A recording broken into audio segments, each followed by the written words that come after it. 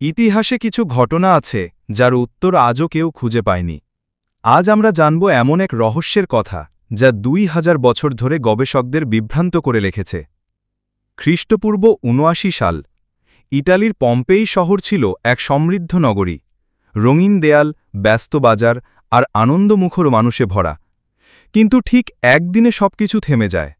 Vesuvius আগ্নেয়গিরি হঠাৎ বিস্ফোরিত হয়, আর আকাশ ঢেকে যায় কালো ধোঁয়া ও ছাইয়ে। শহর ঢেকে যায় আগ্নেয় ছাইয়ের স্তরে, আর মানুষ জীবন্ত অবস্থায় জমে যায় পাথরের মতো ভাস্কর্যে। কিন্তু এখানেই রহস্য। বহু বছর পরে প্রত্নতাত্ত্বিকরা যখন শহর খনন করলেন, তারা এমন অনেক কক্ষ পেলেন যেখানে খাবার অক্ষত ছিল, মাটির পাত্রে মদ জমাট বেঁধেছিল, এমনকি কিছু ঘরে মানুষের ছায়া পর্যন্ত ছাপের মতো রয়ে গেছে।